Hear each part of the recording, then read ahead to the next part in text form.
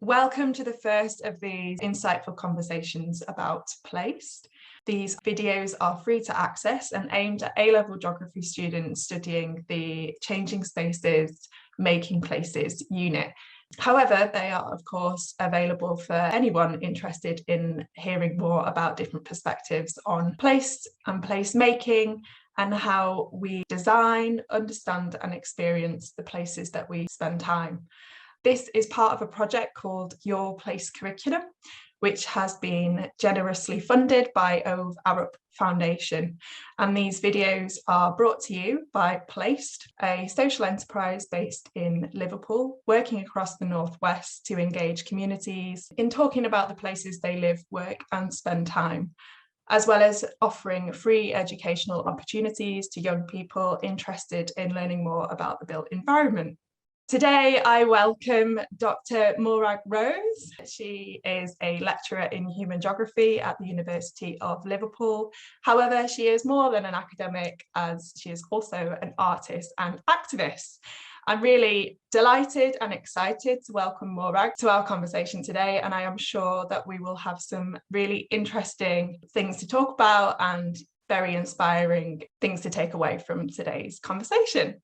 So hello, Morag. Hi, thanks so much for inviting me. Thank you for your time.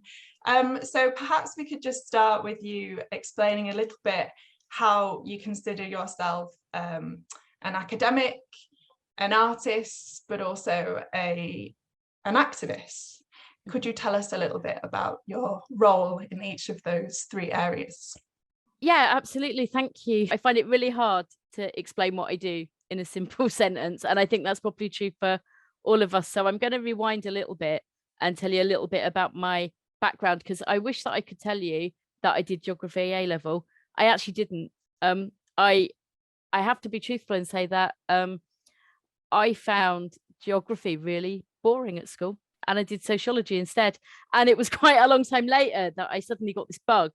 And now I just think geography and places everywhere, and it's so central to what we do. So initially I studied broadcasting and media things. So I trained actually to be a TV director and writer. And I actually found it really dissatisfying because I realized that I wanted to be working with people and doing some real benefit, not just telling their stories. And I'm oversimplifying there. Obviously, lots of documentary makers might be more involved. So anyway, I became a community worker and spent quite a long time working across Greater Manchester in ways that was supporting communities and particularly neighbourhoods with the things that would improve what they were doing. So it was very reactive to their needs.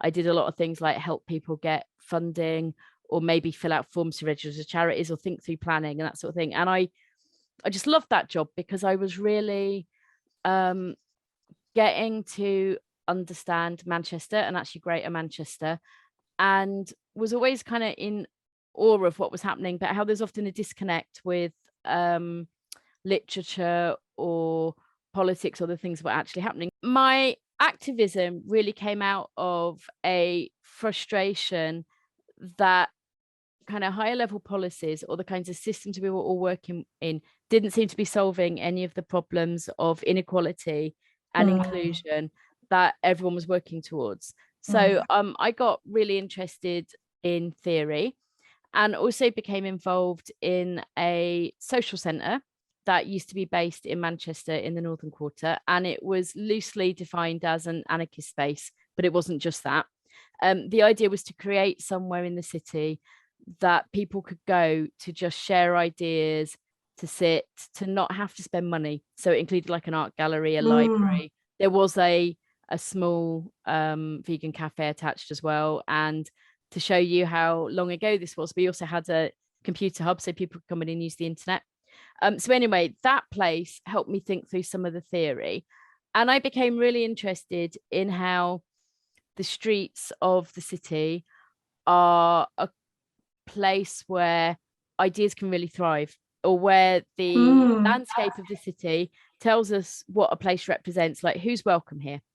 And my work mainly has been in Manchester for the last 20 or so years, because we can see when you walk around the city how developments work to make people feel welcome or to make them feel excluded, and trying to bring these ideas together of kind of community work and maybe more political activist things.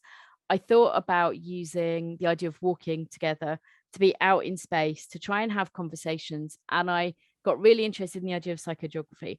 Now, psychogeography uses walking as a tool to explore and to connect and to try and understand place, but it doesn't just walk like an A to B that you might do if you're going to catch a train or you're going to go to work. It uses something that we might call the derive or the drift or creative walking. So it's kind of imaginative techniques, like maybe you use a dice to show where you want to go, or you follow your nose, or you follow your heart, or you think about maybe a map of a different country or a different place. You use kind of creative ways to guide what you're doing. And what that does is it helps you see where you are differently. Okay. And you're kind of paying attention to where you are, but you're also being able to have a kind of imaginative and kind of enchanting experience that kind of opens you up somehow to the possibility of what they might be. And if you combine that with walking with people and paying attention to who's where you are, maybe meeting serendipitous encounters about who else is where you are, it kind of opens you up to thinking differently about the city. And it's also fun, you know. I've just been talking about theory. It doesn't sound that exciting, but actually being out, it's an excuse to play. Now I basically have the best job in the world because I get to walk around Manchester, listening, asking questions, exploring, and I just love it. So yeah, the walking I did with groups, that led me to forming a group called the LRM, the Loiterers Resistance Movement, and we have a walk on the first Sunday of every month in Manchester, and it's always free and it's always open to anyone who wants to come. And we use those creative walking techniques to explore and to connect and to talk to each other. So, and that also developed into I became aware of a whole community of walking artists, people that do walking in different kinds of ways. And then I reached a point with my work where I wanted more of this. And so I did a part-time MA in social and cultural geography, really got the bug. And then I was really lucky. I got a studentship that meant I could do a PhD. And that PhD looked at women's experiences of walking in Manchester. I was actually at Sheffield Uni for that, but I got to spend a brilliant time meeting women in Piccadilly Gardens in the centre of the city, asking them to show me around, to go wherever we want. And then after that, I was incredibly lucky to be able to come to Liverpool. And I realised halfway through this that I really like teaching, and I really like sharing what I get really passionate about, which is how the places that we're in tell us so much about the things that they represent, you know, the question of what is a place for, how can we make a place better, how can we connect with it, even if it's just for the duration of a walk, but that walk gives us stories and gives us feelings and gives us memories. That just really fascinates me. So that's how I got here. Quite a long ramble, which is maybe fitting. really interesting. And I guess, is that human geography? Is that what, you know, you've mentioned there is a lot of human and people in what you've tapped into there around place and space. Yes, I mean, human geography basically is about people and place and the flows between them and the power relationships between them and the connections between them. Geography roughly translates as like earth writing. So human geography is bringing people into that, and it's a great subject because it includes it connects with so much else. So you might think about it in terms of economics or technology or migration, or culture or shared ideas. So there's so much there that I think almost everything you're interested in fact everything has a spatial dynamic or spatial element, because we are all somewhere, and we can think about now, you know, we're connecting through technology. We're not physically in the same place, but we share that connection because we're here and we're all rooted somewhere. So those, you can go anywhere with human geography, and I just think it's endlessly fascinating. That's another reason my Yeah. job's great, because I get to hear what other people are doing. So you mentioned there the loiterers resistance movement as something that actually, I know you've mentioned before our meet today, that's something you're most proud of, and you've shared some images on that. One in particular, you mentioned the one with the crowd of people. Can you explain what's going on in that image? Yeah, so with the LRM, as I said, we meet on the first Sunday of every month, and a lot of our walks are those very playful, kind of self-guided, like what are we going to see today? But sometimes we've also developed into more performance tours. So those sorts of tours are designed to uncover some of the hidden stories of Manchester, like the things that are beneath our feet, and sometimes they involve musicians or other elements. So that particular walk was with a musician called Matt Hill, and also another musician called Steve Durant, and we devised a tour that looked at public space in Manchester. This is one of the big themes and really important things to me, that we have these places where people can just gather and can just mix. And, you know, just sitting on a bench somewhere, you're part of the world that goes by. And it helps you feel at home in a place that might always be changing. So this particular tour, I think we started in Spinningfields. I was doing some work. We had an exhibition at the People's History Museum there at the time as well. And we walked through looking at the history of particular public spaces and who owns them and what you are able to do there, what you can't do there sometimes. Sometimes we were looking about what's missing. So actually, do we need a bench in this place? Or is this somewhere that young people are demonized for? You know, what happens if you're on a skateboard? Or what happens if you're Black or you're a group of people? Are you actually going to be welcome here? So we were using stories and songs to illustrate that. And in the particular picture, we're sat underneath a no loitering sign. And as loiterers, I like that. We enjoy that bit of mischief, because we actually think loitering and hanging out in space, using something for more than shopping, is really, really important. So our motto as an organisation is the streets belong to everyone. And we know that isn't always true. We know there's all kinds of reasons why people can't, but that, to us, that's an aspiration, that everybody should be able to be on their streets playfully. Yeah, absolutely.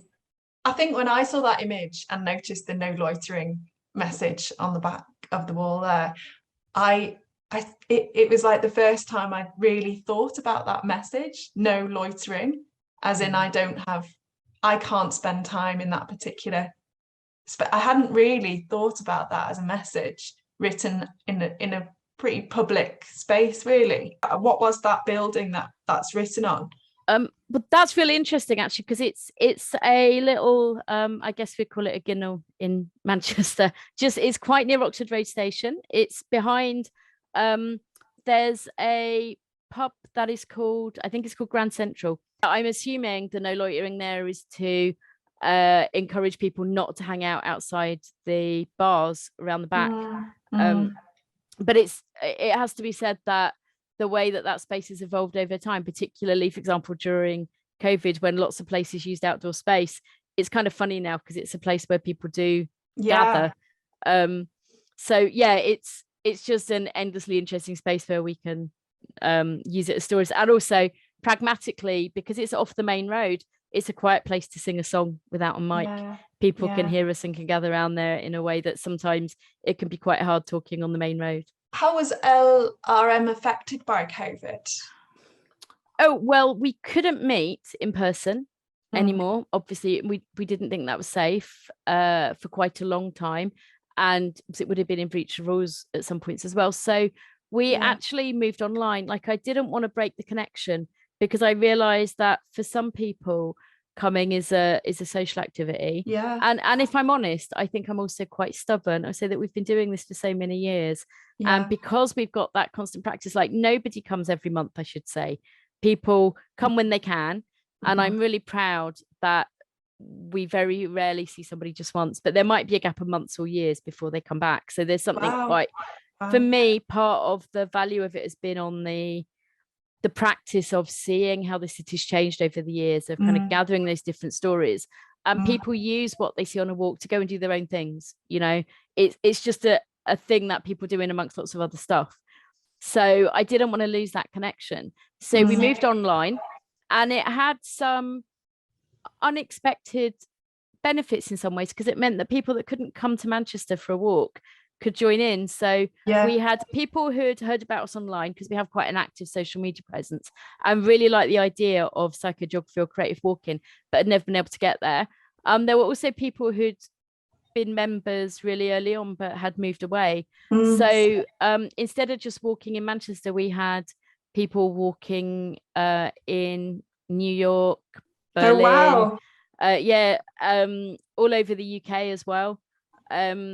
And that was really great, because we got glimpses into other places, and it was very different. And I'm going to be honest and say that I really missed being with people in that way, but and sometimes it felt overwhelming. So we would usually share via WhatsApp, so people would have the same instructions about how we're going to walk, what we're looking for, and then would share their photos. And we used WhatsApp so that it was private. Now, some people shared on Twitter and Facebook as well, but we wanted it to feel like you don't have to be judged. It's not about the quality of your images or your thoughts. It's actually about the experience. And sometimes it's felt quite overwhelming to see all these amazing images all over. From different places around the world, and how contrasting they are. Absolutely. But it really it certainly helped me deal with a difficult time, and I think it helped other people. We had a few Zoom conversations as well, and experimented in different ways, and now we're back meeting in person. We are still trying to keep some of those connections going, because it felt like something special and also accessible to people in a way that we hadn't necessarily thought of before. So at the moment trying to find a balance between keeping online and on the streets. I like how it's kind of developed into a mixture of the two. And you've also referenced this CCTV bingo. Does that relate to an LRM activity, or is that something slightly different? What kind of things would people do on these walks, or what are the instructions, or what would they be like? So that CCTV bingo was a game that I invented a while ago, because I was really interested in the nature of surveillance and safety in the city. It's another one of those themes in my walks. But I don't like to tell people what to think, and I don't like to, bang them over the head with theory, because I think it's boring. But I was really interested in conversations actually about what makes us feel safe. And I was always aware of the complexity, because I know some community centres I work with that would spend a long time raising funds for cameras because they needed them where they were, at the same time as I would often feel quite frustrated at some of the publicity posters around asking people to watch their neighbours. So when I used to walk to work, there was a sign that said something along the lines of, a bomb didn't go off here today because somebody reported somebody looking at a camera. And now we can see the see it, say it, sorted signs at railway stations, and one of those shows somebody looking at a camera. And I don't want people to be afraid of their neighbours and afraid of each other. And I think one of the things that can happen is we become alienated or suspicious all the time. And I kind of wanted to spell that, because one of the joys of walking is that you encounter all kinds of people, and people that you might disagree with, or that you might not understand where they're coming from. There's something valuable about being in space and having difference, not judging people on appearances. And I was worried about some of that over securitization, while also not being naive enough to say we don't need any of this. And so I wanted a conversation. It also occurred to me that the amount of cameras there are in our cities, often we don't know who's recording us and for what purpose. So there's something about data security and identity there as well. So basically, I wanted to do something that was really playful, that wasn't saying surveillance is bad, but equally wasn't saying it's all good, let's just unquestionably let this happen. And it was, again, starting conversations. So what happens if you're playing CCTV bingo is you find a camera and you follow its gaze. Your walk is directed by the camera. And then you find another camera and you follow that. And as you do it, you're also looking for specific kinds of cameras. So, for example, I think one of the things you can tick off is 3 cameras in the same place. And you can also think of a place where you wish there was a camera, or a camera that's got a bird sat on top of it, all these different things. Yeah. And so it's just a way of starting a conversation. And I should say, if anyone's interested in playing, I have a PDF of the card that I'm happy to share. Okay. And it just starts conversations. I don't think anyone's ever completed it, to be honest, Right. because it's not really intended as a kind of prize winning game, but it's just a sort of thoughtfulness. And yeah, you know, one of the things with LOM as well is that because we come out of a kind of collective and community background, ethos is to take care of each other and take care of everyone around us. So it's another way of just thinking about that care, you know, what's happening, who might be put off by these cameras, or, you know, for example, some of the things that we look at are about excluding homeless people, or people that we might think are sometimes seen as problematic in the city. And, you know, our argument would be actually they're part of the city, they're part of our community as well. And just by excluding people from a space because there's loads of cameras under a doorway doesn't solve the problem of homelessness.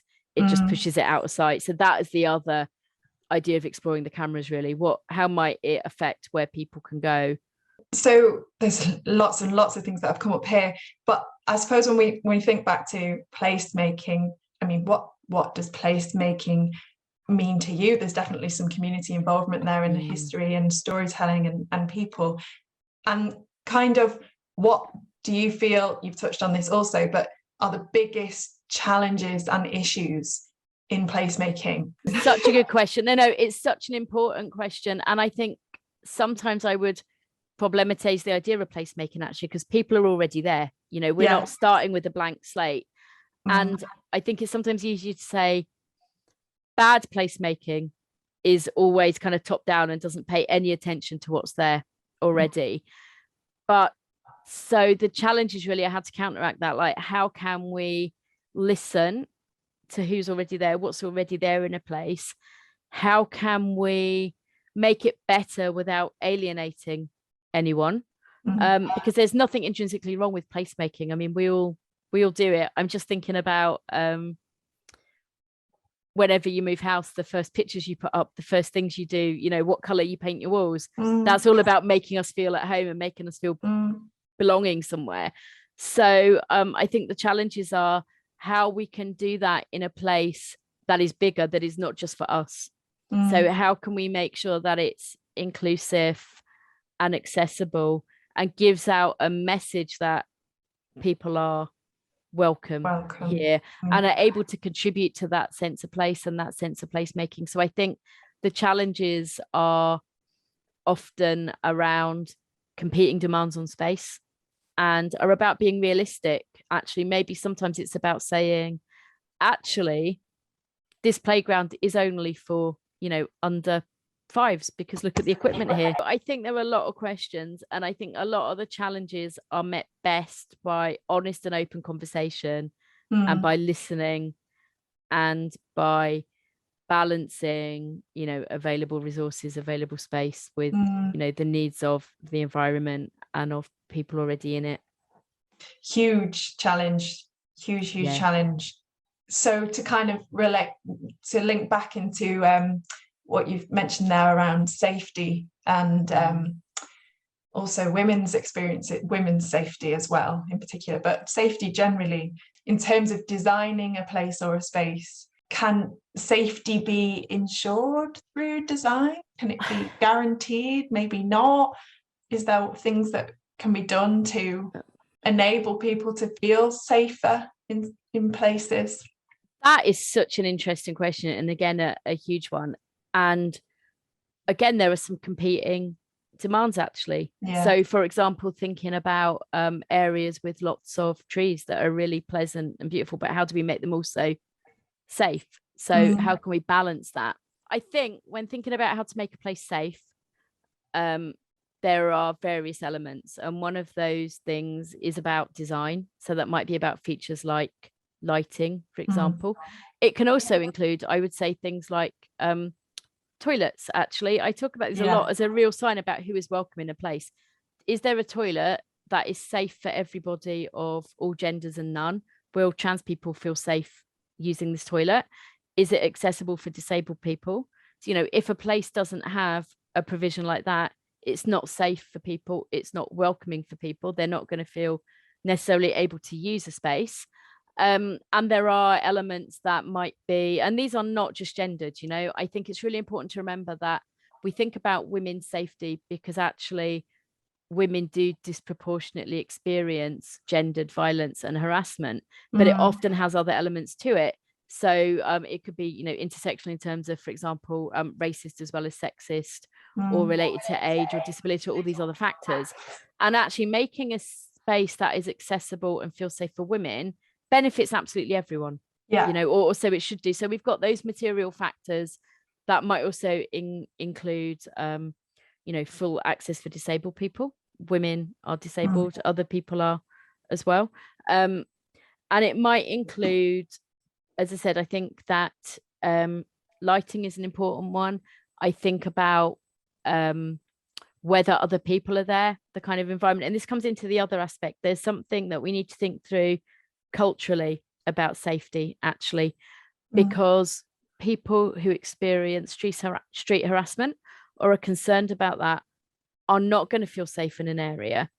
And I know through my own research that women's movement is limited and restricted because of the experiences they've had, or the warnings they've had from other people, or mediated and stories from other people as well, so that actually they'll think, I can't go here at night on my own, or I'm not going to take a chance to take a risk.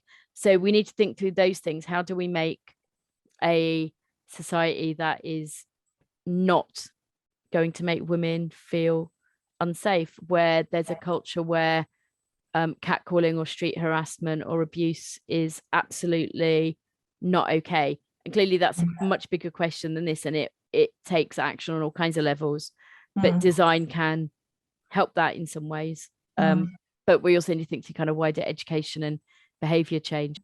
Yeah, I was going to say that behavior change, quite a long process, maybe.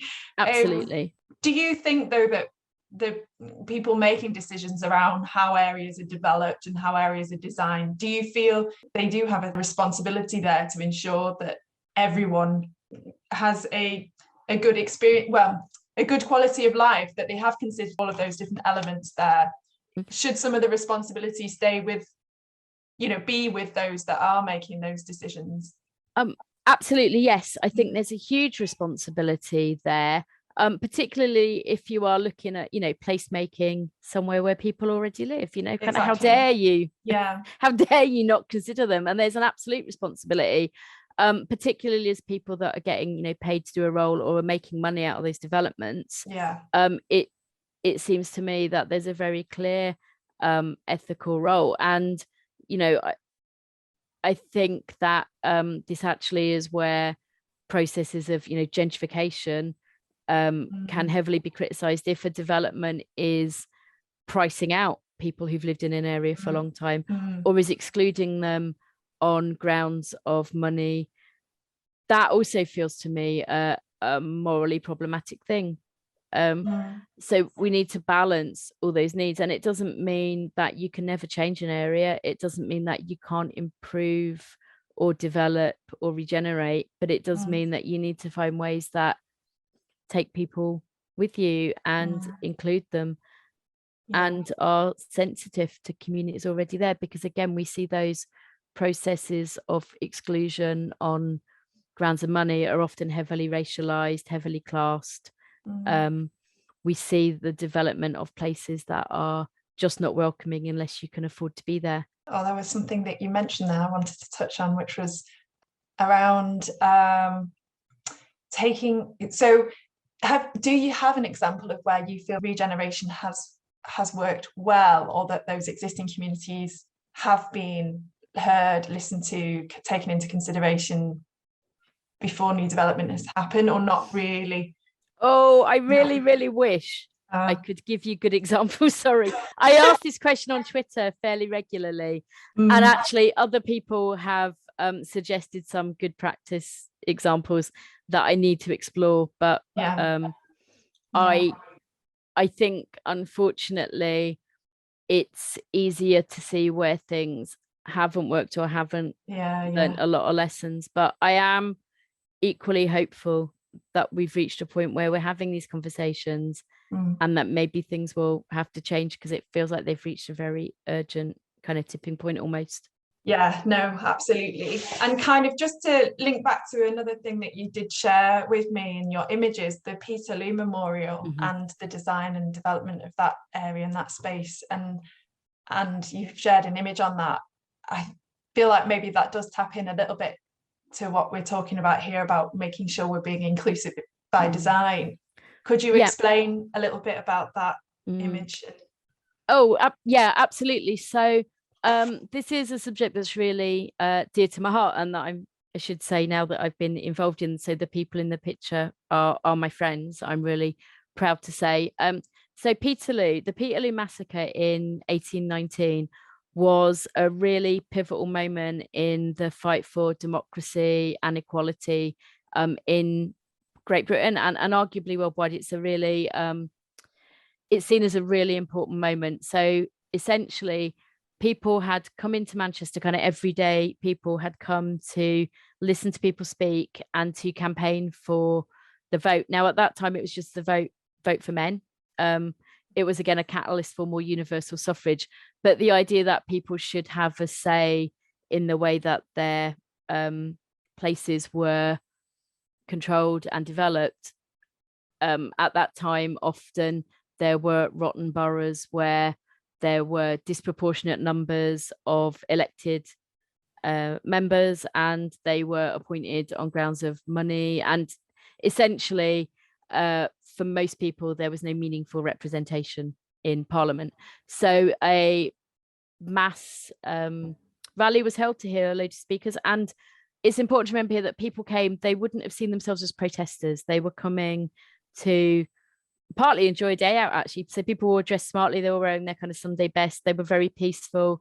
They wanted to hear people talk about how we could make the country better through democratic means. And this didn't go down well with the authorities, who ordered the yeomanry to stop the conversation. The yeomanry were kind of proto-police, so they were on horses, they had sabres and other weapons, and essentially people were killed as they stood in Manchester in all kinds of ways, quite horrible ways, and it became a catalyst actually for change in all kinds of ways. So Peterloo, as a moment, people felt like it was really worth remembering and commemorating, and the Peterloo Memorial campaign was formed some time ago. I should say that I was not a member of this group, but fully supported them, and think they were doing a brilliant job about keeping Peterloo alive in people's consciousness. And after many years, they were successful in getting the council to agree to a permanent, respectful and informative memorial to Peterloo, so that people could learn this story. It's a really important part. The council, Manchester Council, took over and commissioned an artist called Jeremy Deller to produce the memorial in time for the 200th anniversary. And again, Jeremy Deller's done some amazing work, some really exciting performance pieces around, for example, the Battle of Aldgreave. So it was a good idea. But unfortunately, the memorial as presented was designed to be a place for people to have their say now, to be practically used as a piece of kind of everyday interactive street furniture. And that's great. Fully love that idea. But unfortunately, it's essentially a flight of stairs, as you can see in the image. Yeah. And that sends a very strong signal that only certain people can get their voices heard.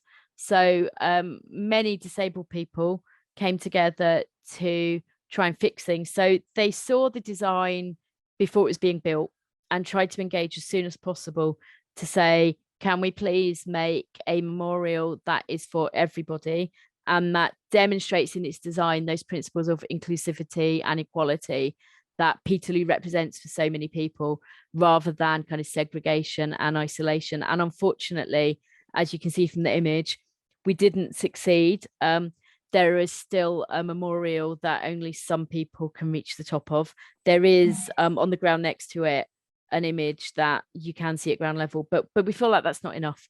We want a memorial that is accessible to everyone. And so the image shows some disabled people planning and measuring and looking at practical ways that it might be fixed. So this is ongoing. Depending on when you see this video, I think it's probably quite unlikely that anything will have changed by the time you get there, but it's a commitment to change. And it's also a lesson learned about not integrating access into design of everything, because there are some arguments that maybe this is just a memorial, it isn't for everybody, but we think it's a very important symbol and it's right in the middle of our city. So actually access and consideration and listening to voices of dissent would have helped save something that's really quite painful and a real shame for something to be celebrated or commemorated in that way.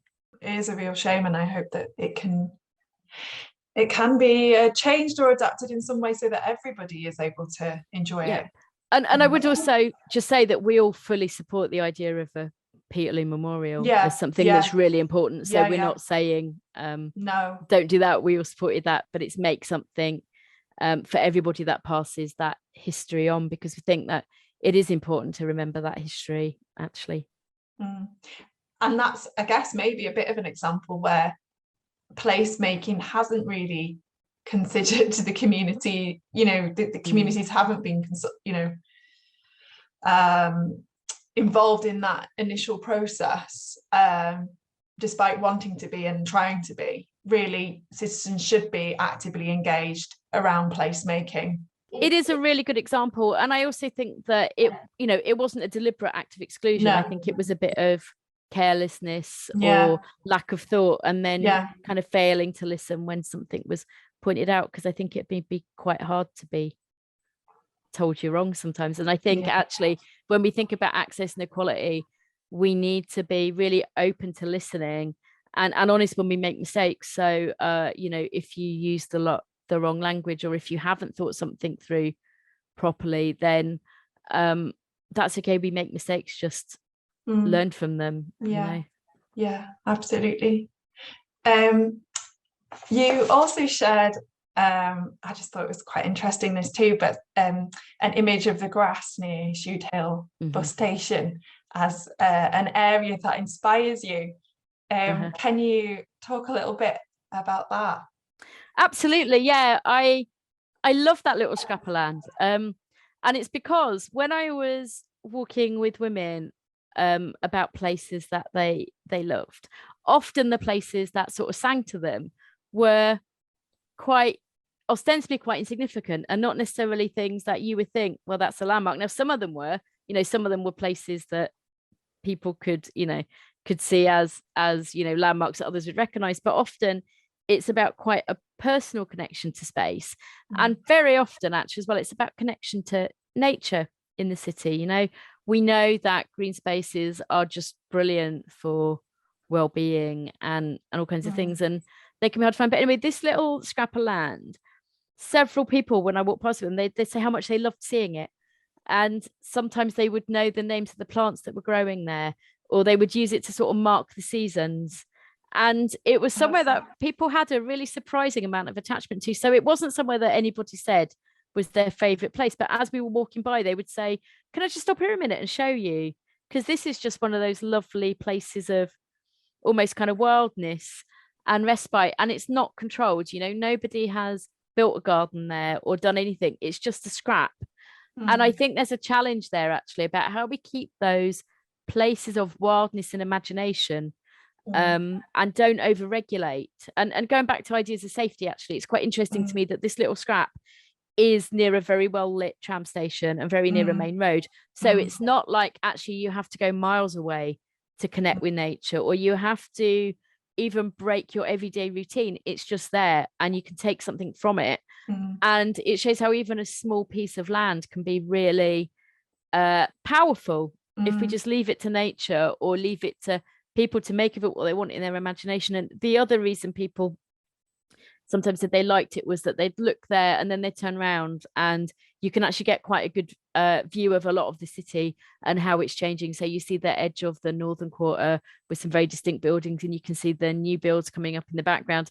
So they would see it as a place almost to anchor their own histories, because they'd be able to say, oh, well, I went to that shop there, or that's where that used to be.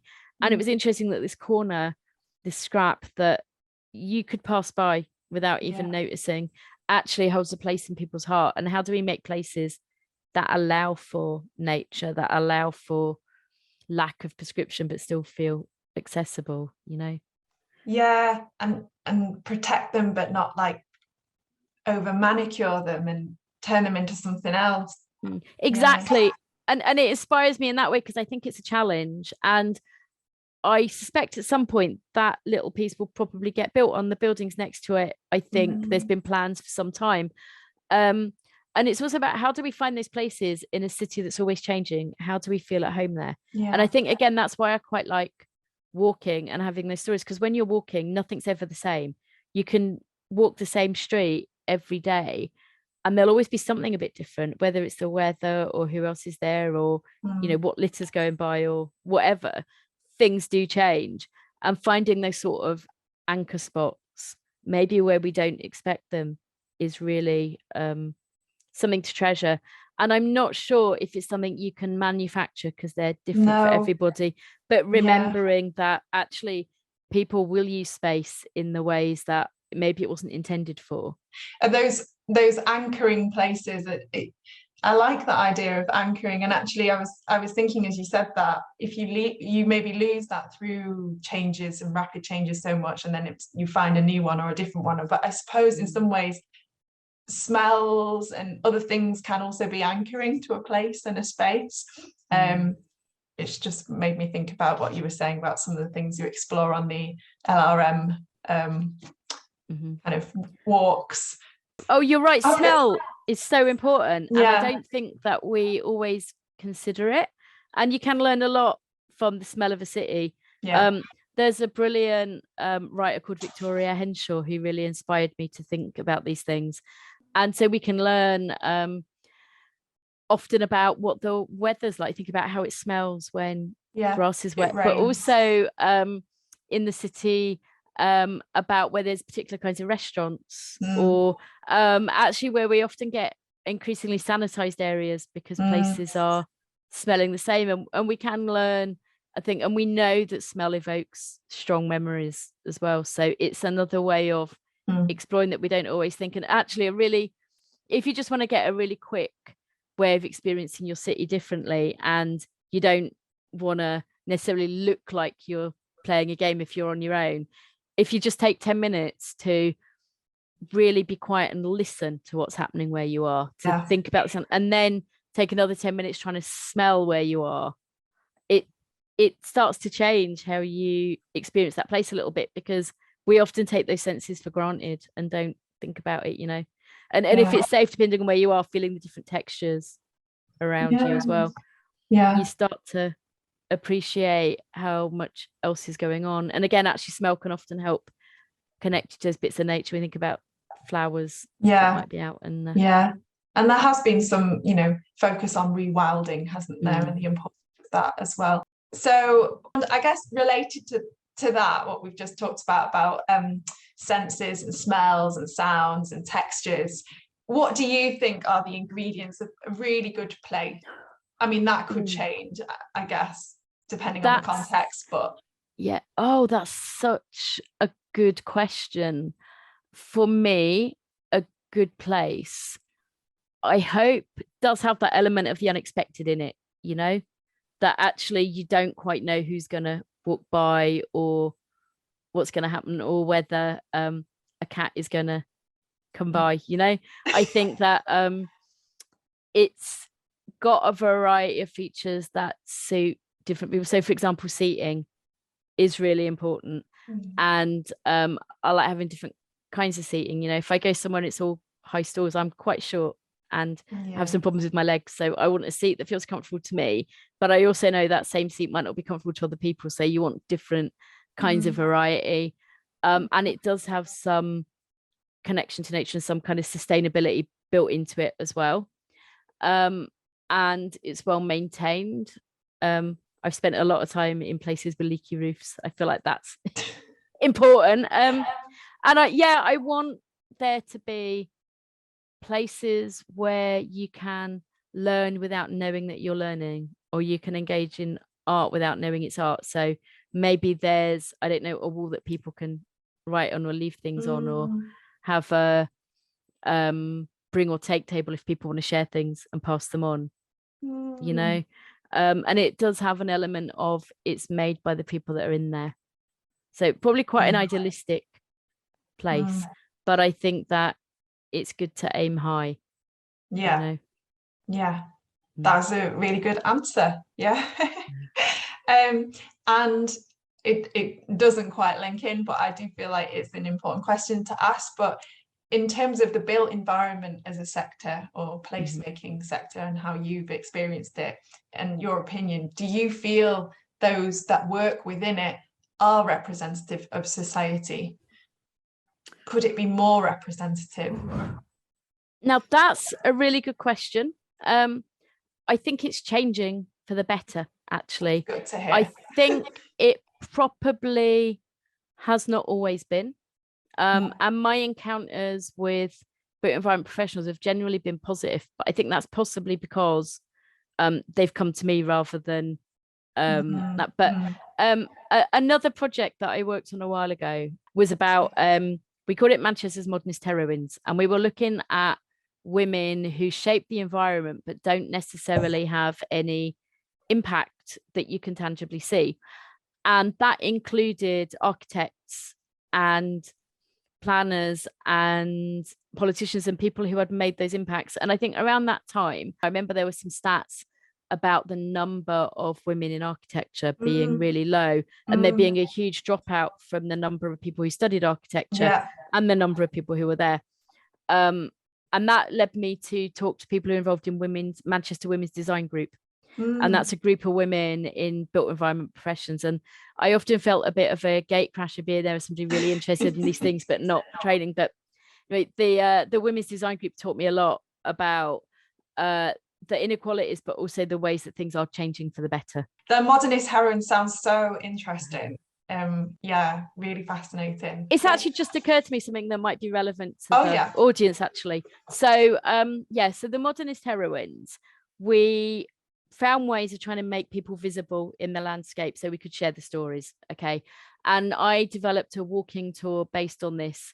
So how can you do a tour of something that isn't there? Well, you do things like stand in a car park and think, well, why isn't there space for children here? Or, you know, what can we learn if we read this woman's work? So one of the heroines is a geographer, actually, Doreen Massey, who some of you will have studied. And she was born in Manchester, actually, in Wythenshawe, on one of the estates. And she has this idea of space and place as being about constellations of relationships. So they're always changing and they're always in flux, because it's about how we connect to each other. And it goes beyond the line on the map. So thinking now that, you know, I'm connecting to you through the internet, wherever you may be. And I'm using technology made by people all over the world. And I'm hoping that in a minute, my friend in the room next door is going to bring me a cup of tea. You know, there's all these different relationships that we have. And she thinks that's what makes a place. And those relationships, they do always have power elements. Like, we're not always free to go in a certain place. And we can think about, for example, the differences between somebody who's a refugee or asylum seeker and is moving for those reasons versus somebody who's on a, you know, business class jet somewhere. So there is power that comes into play, but there's always scope for change. Like, we can change the direction of our travel, we can change what we're doing. And I love her idea of space as what she calls a multitude of stories so far. And those stories are for us to change if we want. It's not fixed, so the place isn't fixed. So she was one of the heroines, and I use that as a basis for the tour. And it's great because nobody, I think, would come if I said, hello, come and learn about feminist geography. But if I said, you know, come and learn about like 12 amazing women, then actually that's a much more appealing Yeah. subject, you know. Yeah, absolutely. Yeah. And place is a ever-changing, transforming, progressive, transient, but then there's still attachment and history. Yeah, it's really fascinating. Wow. Yeah, I want to hear more. Thank you for sharing that. And I guess we'll just finish off on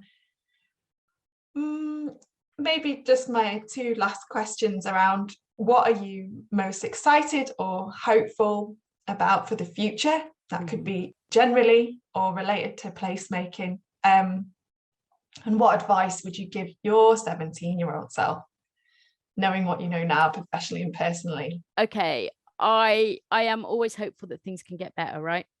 And I do think that recently there's been an increased focus on walking and an increased focus on local neighborhoods. And some of this has come out of the absolute devastation and horror of the pandemic, you know? Yeah, absolutely. But I think something that a lot of people learned actually was to be where they live and to connect in a way. And Yeah. I wish we hadn't had to go through the pandemic to learn that, but if there could be a little silver lining. And we did some work on actually creative walking during the pandemic, and people telling us that things like seeing little pebble trails or posters in windows help them feel some consolation and some comfort and some belonging where they are. So it's a reminder that actually little actions can have a big impact, more than we know, you know, if they're done with like kindness and positivity. And I feel hopeful that that might be something we come forward. I feel hopeful that disabled people are hopefully being considered more. And again, maybe partly because actually difficult was the pandemic brought to light what it means to have to shield, what it means to be. So I'm hoping that. And on a very personal level, I've been involved in some really exciting new walks around places that I haven't yet known or that are just being created. So for example, there's a new park coming to Mayfield Station. Quite interested to be invited to walk there and see what happens.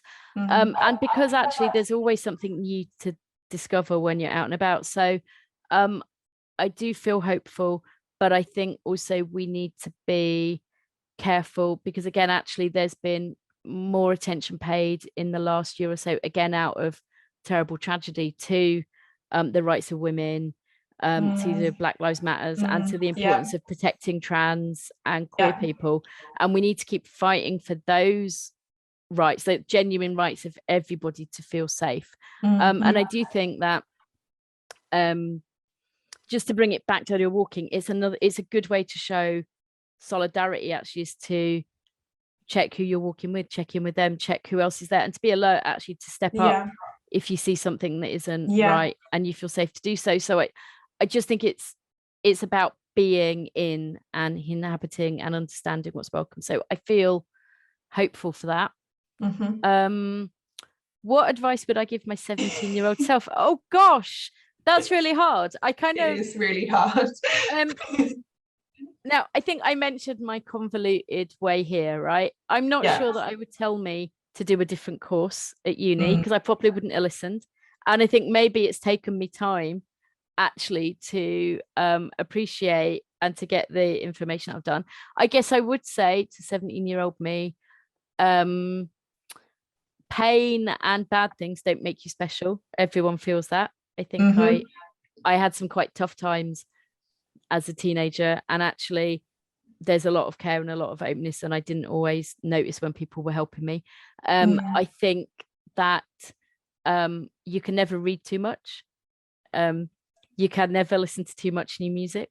And I guess I would also try and say, you know, don't be scared. And sometimes you have to be a bit brave to do things, but kind of reaching out and being surprised. And in a way, I think what I did with the LRM, another way of looking at it is every first Sunday, I wait for people to turn up and walk with me. And the 17-year-old me wouldn't believe I did that, you know? So it is a bit about experimenting and trying. And actually also, as a disabled person, when I was 17, I used to try and hide that. I I wish that I'd understood things like the social model of disability, the idea that actually there's nothing wrong with us, there's an environment that makes it hard.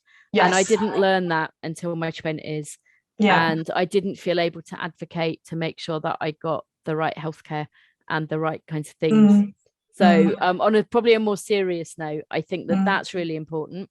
Yeah. And other than that, yeah, have fun and maybe drink more water.